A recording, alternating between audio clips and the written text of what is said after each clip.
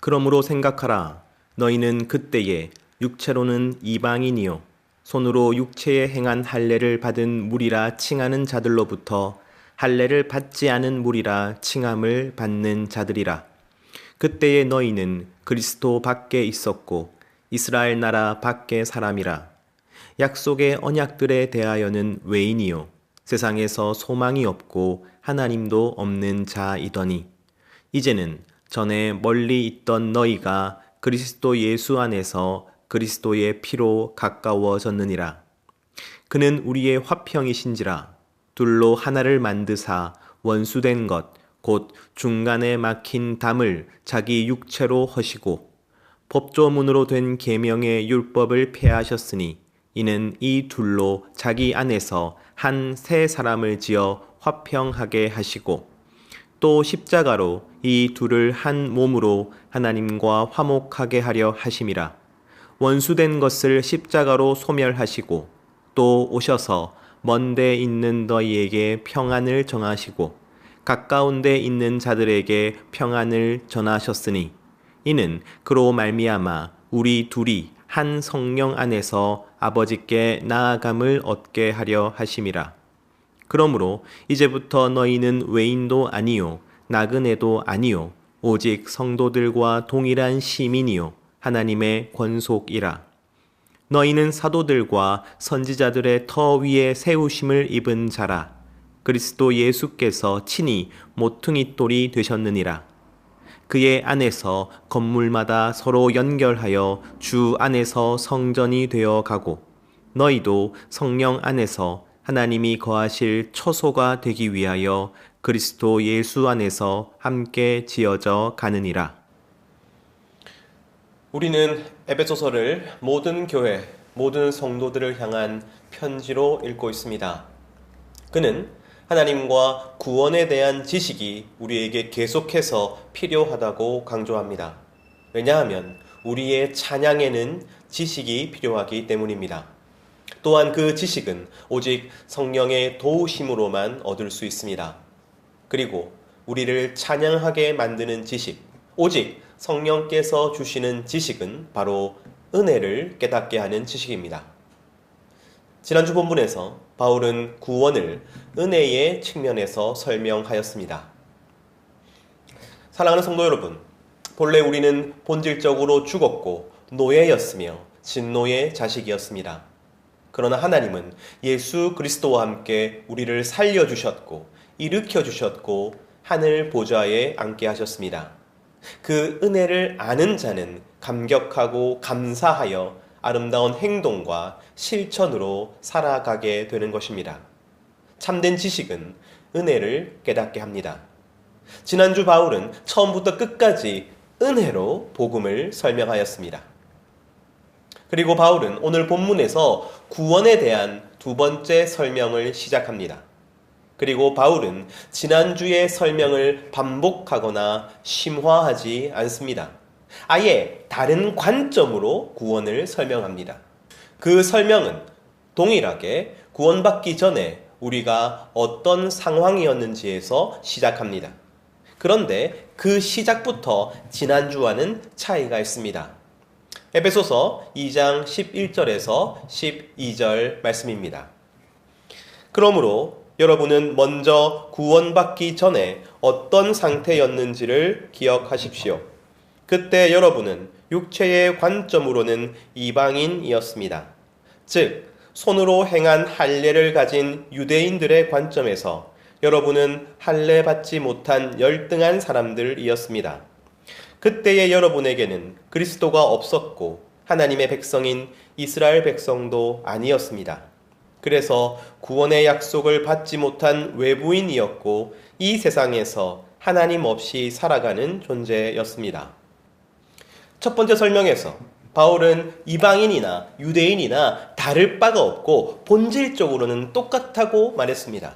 똑같이 죽었고 노예였고 진노의 자식이라고 말했습니다. 그런데 오늘 본문의 두 번째 설명에서는 유대인이 아닌 이방인들은 그리스도가 없었고 하나님의 백성도 아니었고 외부인에 불과하다고 말합니다. 유대인은 하나님과 가까이 있었고 이방인은 하나님과 멀리 있었다고 말합니다. 왜 이렇게 말하는 것일까요?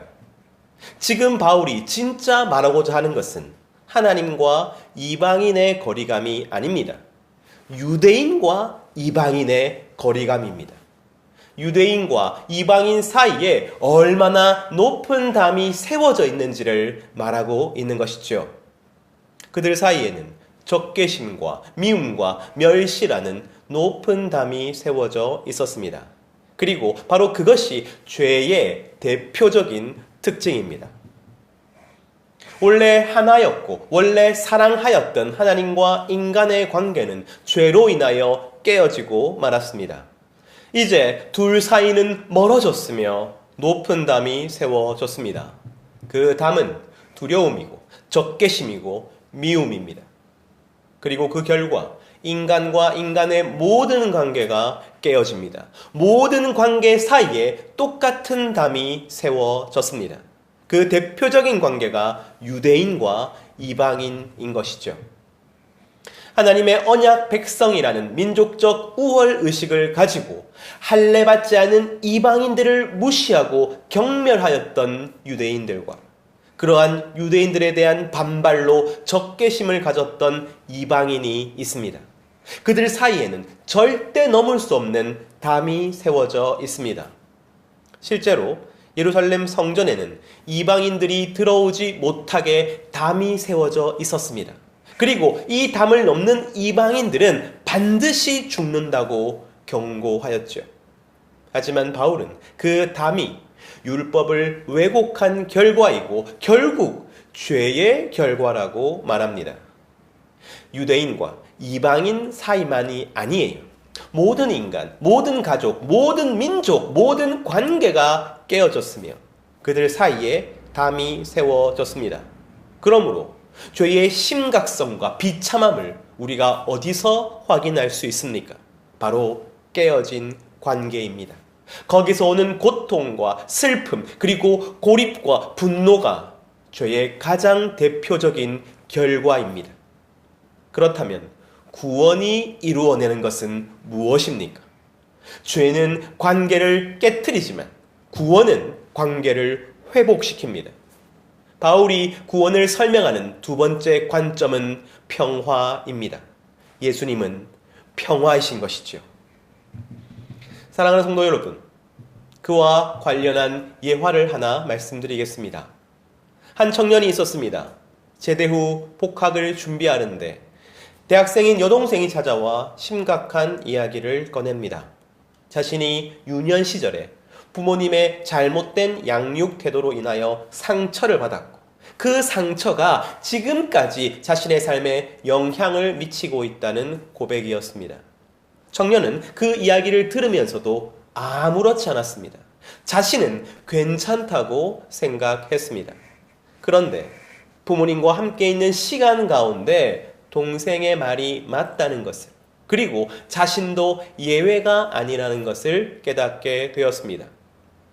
부모님의 통제되지 않는 분노와 체벌, 그리고 칭찬이나 인정이 없었던 엄격함은 청년의 삶을 일그러뜨렸습니다.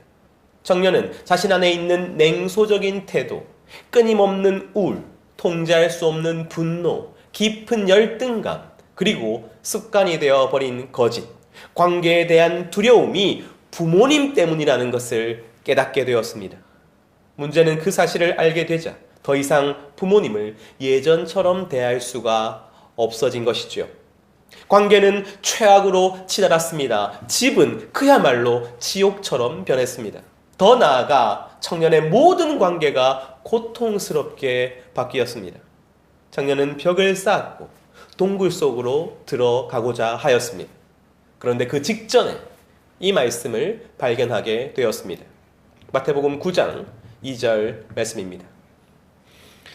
침상에 누운 중풍병자를 사람들이 데리고 오거늘 예수께서 그들의 믿음을 보시고 중풍병자에게 이르시되 작은 자야 안심하라 내 죄 사함을 받았느니라. 청년은 자신이 병자이자 피해자라고 생각했습니다. 명백하게 부모의 잘못으로 고치지 못할 병을 갖게 되었기 때문이죠. 그런데 예수님께서 똑같은 피해자이자 병자인 중풍병자에게 무엇이라고 말씀하십니까? 내 병을 낫게 해주겠다가 아니었습니다. 내 피해를 불쌍히 여긴다가 아니었습니다. 내 죄사함을 받았다고 말씀하십니다. 사랑하는 성도 여러분, 죄사함을 받아야 한다면 피해자가 아니라 죄인이라는 뜻입니다. 예수님께서는 청년에게 있는 나쁜 것들이 피해가 아니라 죄라고 말씀하고 계시는 것이지요. 청년은 이 말씀을 고통 가운데 되뇌었습니다. 그리고 마침내 자신 안에 있는 냉소, 우울, 분노, 열등감, 거짓, 두려움이 죄라는 것을 인정하게 되었습니다. 디모데후서 3장은 분명히 선언합니다. 자기를 사랑하며 부모를 거역하며 감사하지 아니하며 무정하며 원통함을 풀지 아니하며 사나우며 조급하며 경건의 모양만 있는 자는 죄인이라고 말이죠. 모태신앙인 청년은 그때에야 자신이 진짜 죄인임을 인정하였습니다. 그리고 부모님께서 자신에게 했던 모든 일들이 결국 죄 때문이었음을 알게 되었습니다. 부모님과 자신 사이에서 그 관계를 왜곡시키고 있는 것이 죄라는 것을 알게 되었습니다. 세상에서 가장 친밀해야 할 부모와 자녀의 관계가 죄 때문에 뒤틀어집니다. 세상에서 가장 가까워야 할 관계가 죄 때문에 깨어집니다. 그리고 분노와 적개심과 후회의 담을 높이 쌓습니다. 바로 그것이 죄의 결과입니다. 그리고 오직 예수님만이 그 담을 허무실 수 있습니다. 청년은 비로소 죄인인 자신을 위해 죽으신 예수님께 진정으로 나아갔습니다. 에베소서 2장 14절 말씀입니다. 여러분이 죽음에서 생명으로 완전히 다른 존재가 될 수 있었던 것은 예수님께서 우리의 평화가 되어 주셨기 때문입니다. 그분은 둘로 분리된 것을 다시 하나로 만드셨습니다. 다시 말하여 예수님은 십자가에서 자기 육체를 희생하심으로 증오와 원수라는 막힌 담과 벽을 허무신 것입니다. 이 청년은 바로 저입니다. 저는 이때를 예수님을 진실로 영접하고 구원받은 순간이라고 고백합니다. 제가 구원받은 그 순간 하나님과의 관계가 달라졌습니다. 그리고 하나님과의 관계만 달라지는 것이 아닙니다. 부모님과의 관계도 달라졌습니다. 저는 부모님을 용서하였습니다. 그리고 이전의 잘못에 대해서 사과를 받고 저의 잘못된 반응에 대해서도 용서를 구했습니다. 그때에야 우리 가정에 비로소 평화가 임하였습니다. 사랑하는 성도 여러분, 바울이 에베소서 2장 14절에서 말하는 구원이 바로 이와 같습니다. 예수님은 십자가에서 자기 육체를 희생하심으로 증오와 원수라는 막힌 담과 벽을 허무십니다. 그런데 그 담과 벽은 하나님과 나 사이에만 있었던 것이 아닙니다. 동시에 나와 부모님 사이에 있던 것이기도 한 것이죠. 그래서 예수님께서 하나님과 나 사이에 있는 담을 허무셨다면 마찬가지로 나와 부모님 사이에 있던 담도 허물어져야 마땅합니다. 그러므로 저는 허물어진 그 담을 다시 세우지 않기로 결정하였습니다. 부모님과 계속하여 평화하기로 결정하였습니다. 왜냐하면 구원은 평화를 이루기 때문입니다. 사랑하는 성도 여러분, 지난주 구원을 설명하는 렌즈가 은혜였다면 오늘 구원을 설명하는 렌즈는 평화입니다. 그리고 은혜가 구원의 가장 깊은 곳까지 꿰뚫어보는 현미경이라면 평화는 구원을 가장 넓게 그리고 가장 멀리까지 바라보는 망원경입니다. 왜냐하면 평화는 구원이 만들어내는 새로운 인류의 정체성이자 방향성이기 때문입니다. 에베소서 2장 15절 말씀입니다. 더 자세히 설명하자면 예수님은 잘못 사용된 율법에서 비롯된 유대인과 이방인 사이의 분리와 증오를 무력하게 하셨습니다. 그리고 유대인과 이방인이라는 두 개의 분리된 존재를 그분 안에서 하나의 새로운 인류로 연합하게 하셔서 평화를 이루셨습니다. 이제 구원받은 이는 유대인이나 이방인이 아니라 그리스도인이라는 새로운 인류입니다. 그리고 새로운 인류를 만드시는 예수님의 방법이 바로 평화인 것이죠. 그러므로 새로운 인류인 그리스도인은 어떤 명제에 동의하는 사람이 아니라 이전에는 함께하지 못했던 사람과 함께하는 사람입니다. 이전에는 평화하지 못했던 사람과 평화하는 사람입니다. 사랑하는 성도 여러분, 바울은 유대인과 이방인으로 그 새로운 정체성을 설명하고 있습니다. 예수님께서 그들 사이의 분리와 증오를 무력하게 하셨습니다. 예수님은 진실로 하나님과 인간 사이의 평화이시며 동시에 유대인과 이방인 사이의 평화가 되셨습니다. 그러므로 이제 그들은 한 몸이 되어야 합니다. 바로 이것이 하나님께서 우리를 부르신 궁극적인 목적입니다. 모든 그리스도인과 모든 교회가 가져야 하는 목적인 것입니다. 우리는 은혜로 구원받았습니다. 그런데 은혜는 그 누구도 자랑할 것이 없게 만드십니다. 자신이 자랑할 것, 자신이 포기할 수 없는 것, 자신이 붙잡고 있는 것이 사라지게 만드십니다. 그럼으로써 마침내 평화의 가능성이 생기는 것입니다. 우리는 오직 하나님을 찬양합니다. 한 분 하나님을 찬양하기 위해 살아간다는 것은 각자 다른 목표와 다른 방향이 아니라 다 같이 하나의 방향, 하나님만을 향한다는 의미입니다. 그러므로 비로소 평화의 가능성이 생기는 것입니다. 하나님의 공동체에 은혜가 넘치고 있다는 것을 드러내는 최고의 방법, 하나님의 공동체에 찬양이 넘친다는 최고의 방법은 바로 평화입니다. 그러므로 우리는 평화를 위해 구원을 받은 것입니다. 사랑하는 성도 여러분, 바울의 두 번째 설명은 지난주 은혜 때와 마찬가지로 결말로 달려갑니다. 은혜의 마지막은 성화였죠. 바울은 은혜 때문에 선하고 아름다운 행동과 실천으로 열매 맺어야 한다고 결론을 내렸습니다. 그리고 오늘 평화도 똑같은 결론을 내립니다. 다만 그 선하고 아름다운 행동과 실천은 반드시 함께 연결되고 연합되어 이루어지는 것입니다. 에베소서 2장 20절에서 21절 말씀입니다. 더 나아가 여러분은 사도들과 선지자들의 기초 위에 무엇보다 예수 그리스도라는 머릿돌 위에 세워지고 건축된 존재가 되었습니다. 그래서 여러분은 그 예수님 안에서 거룩한 성전으로 서로 연결되고 연합하여 성장하게 되었습니다. 바울이 우리를 위해 했던 세 가지 기도를 기억하기 원합니다. 그 기도는 먼저 우리로 하여금 부르심의 소망을 알게 해달라는 소원이었습니다. 우리 부르심에는 소망이 있습니다. 하지만 그 소망은 나 개인이 혼자 구원을 받고 새 사람이 되는 것이 아닙니다.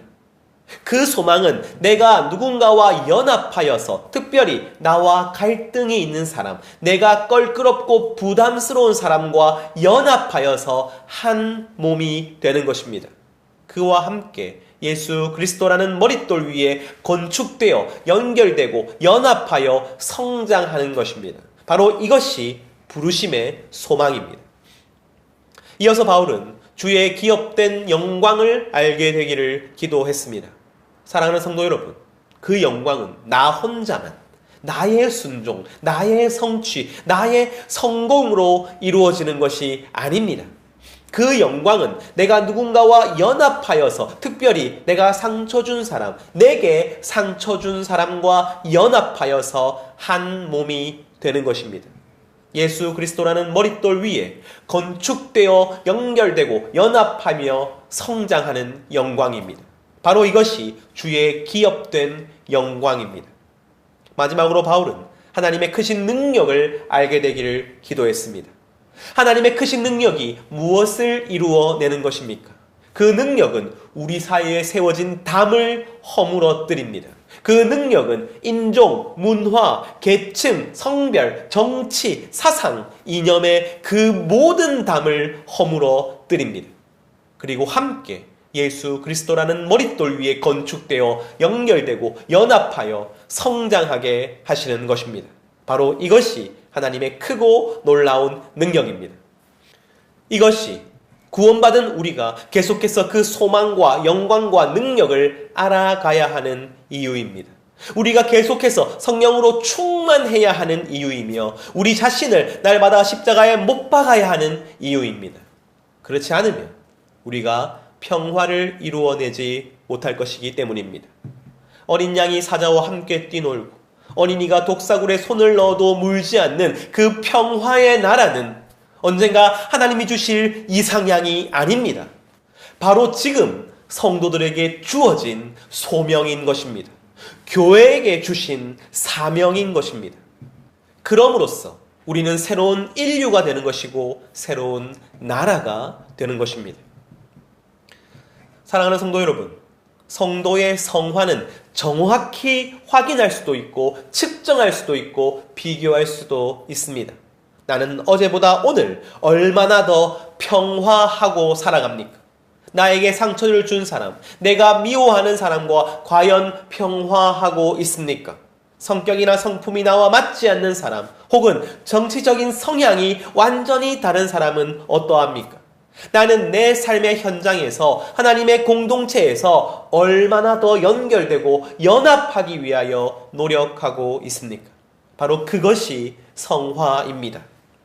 에베소서 2장 22절 말씀입니다. 즉 예수님 안에서 여러분도 성령의 충만함으로 하나님께서 계실 만한 존재로 성숙되고 변화되어 지어져 가는 것입니다. 마지막으로 바울은 건물로 지어지는 성도로서 평화를 설명하고 있습니다. 평화는 갈등이 없는 상태가 아니라 갈등 가운데 변화되는 것을 말합니다. 갈등으로 부딪히고 깎이고 잘려나가면서 건축에 적합한 벽돌이 되는 것입니다. 서로 연결되기에 합당하도록 변화되고 서로 연합되기에 적절하도록 낮아지는 것을 말하는 것입니다. 바로 그것이 진정한 성장입니다. 분명 함께하는 것은 귀찮은 일입니다. 부담스러운 일입니다. 때로는 상처를 입기도 합니다. 하지만 우리는 힘을 다해 평화하며 연합해야 합니다. 교회에서 평화하며 연합해야 합니다. 삶의 현장에서 평화하며 연합해야 합니다. 우리 삶의 목적이 바로 평화하며 연합하는 것이기 때문입니다. 물론 이 땅에서 교회가 그리고 믿는 자들의 공동체가 완벽하게 평화를 이루고 이상적인 연합을 만들지는 못할 것입니다. 그러나 우리는 꿈꿀 수 있습니다. 그리고 그 꿈을 향하여 계속해서 노력할 수 있습니다. 왜냐하면 하나님께서 그 꿈이 이루어지는 것을 우리에게 보여주셨기 때문입니다. 마침내 평화가 이루어지는 것을 보여주셨기 때문입니다. 요한계시록 21장 10절에서 14절 말씀입니다. 성령으로 나를 데리고 크고 높은 산으로 올라가 하나님께로부터 하늘에서 내려오는 거룩한 성 예루살렘을 보이니 하나님의 영광이 있어 그 성의 빛이 지극히 귀한 보석 같고 벽옥과 수정같이 맑더라. 크고 높은 성곽이 있고 12문이 있는데 문에 12천사가 있고 그 문들 위에 이름을 썼으니 이스라엘 자손 12지파의 이름들이라. 동쪽의 세 문, 북쪽의 세 문, 남쪽의 세 문, 서쪽의 세 문이니 그 성의 성곽에는 12기초석이 있고 그 위에는 어린 양의 12사도의 12 이름이 있더라. 사랑하는 성도 여러분, 요한계시록이 보여주는 거룩한 성은 흩어진 돌들의 집합이 아닙니다. 각자의 신앙이 모여있는 느슨한 공동체도 아닙니다. 그곳은 긴밀히 연결된 돌들입니다.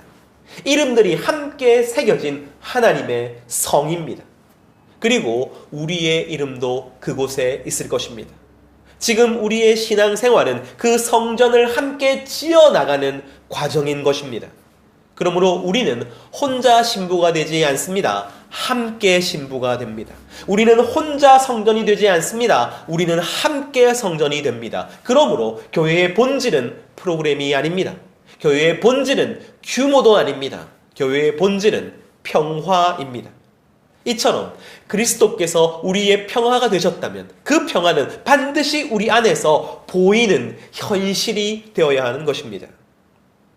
우리가 여전히 담을 쌓고 있다면, 우리가 여전히 누군가를 배제하고 있다면, 우리가 여전히 미움과 냉소를 정당화하고 있다면 그것은 아직 십자가의 은혜가 우리의 삶 깊은 곳까지 도달하지 못했기 때문입니다. 은혜는 하나님과 우리 사이의 담만 허물지 않습니다. 은혜는 우리가 붙들고 있던 자존심의 담을 허무십니다. 우리의 우월감과 피해의식의 담을 허무십니다. 우리 두려움과 고집의 담을 허무십니다. 은혜는 그리하여 반드시 평화를 이루어냅니다. 그리하여 원수되었던 자가 한 몸이 됩니다. 멀리 있던 자가 한 시민이 됩니다. 외인이 하나님의 가족이 됩니다. 바로 이것이 구원이 만들어내는 새로운 인류이자 새로운 나라입니다. 사랑하는 성도 여러분, 그러므로 질문하겠습니다. 나는 누구와 연결되기를 거부하고 있습니까? 나는 누구와 한 몸 되기를 미루고 있습니까? 나와 가장 가깝지만 내 마음에서는 가장 먼 사람은 누구입니까?